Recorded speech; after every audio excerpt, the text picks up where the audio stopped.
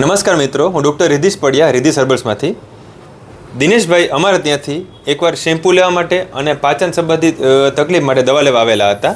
તો અમે આપણું જે કેશ નિરોગી શેમ્પૂ છે એ એમને આપેલું. તેમનો ફીડબેક એમના મોઢેથી જ સાંભળીએ. આ શેમ્પૂ તમે યુઝ કર્યો તો તમે તમારા અનુભવ વર્ણવો. તમને શેમ્પૂ કેવું લાગ્યું? વધારે પડતું સ્ટ્રોંગ લાગ્યું, નોર્મલ લાગ્યું? જે વાળ માટે કેવું લાગ્યું તમને? એકચ્યુઅલી પહેલાં તો હું કેમિકલવાળા ઘણી બધી કંપનીના શેમ્પૂ વાપરતો હતો, પણ જ્યારથી પછી હર્બલ પ્રત્યે પેલું થયું એટલે રિધિશભાઈને અહીં એક આયુર્વેદિકનું દેશી દવાઓનું મોટું બોર્ડ મેં જોયું.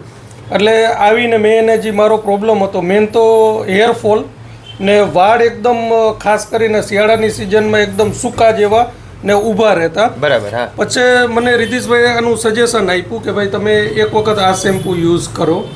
એટલે મારા ઘરનું ફ્લોરિંગ છે એ પણ વ્હાઇટ છે. એટલે આખા દિવસ દરમિયાન સૌથી શરમજનક બાબત તો એ હતી કે મારા ઘરના ફ્લોરિંગમાં ચારે બાજુ તમને વાળ જ દેખાય. બરાબર. ઉપરથી હાથ ફેરવી તો નીચે ફ્લોરિંગમાં એટલા બધા વાળ દેખાતા. મેં આ બોટલ જ્યારથી યુઝ ચાલુ કર્યું છે ત્યારથી મારા ફ્લોરિંગમાં તમે એક પણ વાળ નથી ગોતી શકતા. સૌથી મેઇન બેનિફિટ એનો કે હેરફોલ રોકાઈ ગયો છે. સેકન્ડ નંબરમાં આ મારી 5 વર્ષની બેબી છે કે હજી તો એ ભવિષ્ય છે, એને તો ઘણી જિંદગી બાકી છે, પણ હું બેફિકરાઈથી એના માટે એ પ્રોડક્ટ હું યુઝ કરી શકું કારણ કે હર્બલ છે ને એને હજી ઘણું જીવવાનું છે. ના, થેન્ક યુ. અમારા માટે બહુ મોટું કોમ્પ્લિમેન્ટ છે કે નેક્સ્ટ જનરેશન માટે તમે આ વસ્તુ વાપરો એટલે અમારા માટે બહુ એ કોમ્પ્લિમેન્ટ સારામાં સારું છે. ઇનશોર્ટ આપણું શેમ્પૂ બહુ સારી ક્વોલિટીનું બનાવ્યું છે અને તમને સારો અનુભવ થયો છે ખૂબ. અને સેકન્ડ એને પાચન માટેની દવા લેવા આવ્યા હતા. તો પાચન મૂળમાંથી સરખું કરવા માટે અમે એને દવા આપી.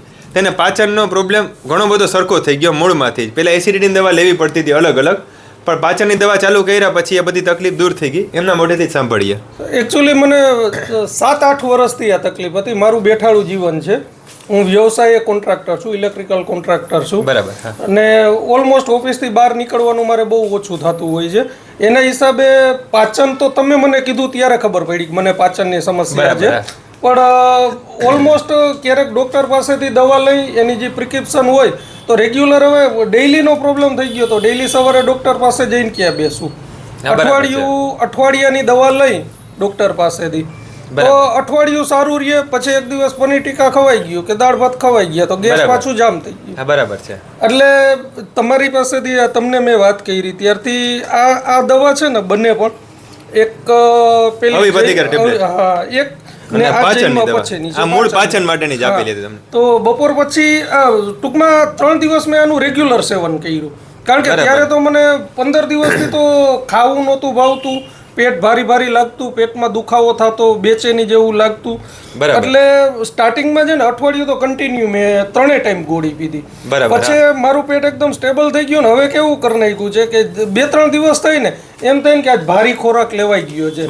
ત્યારે આ ગોળીનું સેવન કરી લઉં છું. પણ જનરલી જે અરુચિ હતી ને જમવા પ્રત્યેની, અત્યારે છે ને બપોરે 12:30-1 વાગે જમી લીધું હોય ને તો 5 વાગે એવું થાય કે ચાલો નાસ્તો કરીને. ખરેખર એવી હાલત થઈ ગઈ હતી કે રેકડીની બાજુમાં જ નીકળીને તો આમ સૂગ જેવું થતું. ભાઈ બહારનું કે કોઈ ખાવું, જો કે બહારનું તો હજી પણ નથી ખાતો, પણ ઘરના નાસ્તાની સાંજે પાછું બપોરે 1 વાગે જમ્યું હોય ને તો 6 વાગે ઈચ્છા થાય છે. ટૂંકમાં પાચન ક્રિયા એટલી સરળ થઈ ગઈ છે ને કે ગેસને લગતા કે ઓળ દુખવી, અહીંયા ગરદનના ભાગમાં દુખાવો થવો, હાથ દુખવો, ગેસને રિલેટેડ જેટલી પણ તકલીફ હતી ને એનું ઓલમોસ્ટ સોલ્યુશન અત્યારે મને મળી ગયું છે. બરાબર. મૂળ એટલે શું, પેલા ગેસનો પ્રોબ્લેમ ને બધો પ્રોબ્લેમ થતો હતો પણ પાચન સંબંધિત તકલીફ છે એ ધ્યાનમાં નહોતું આવતું.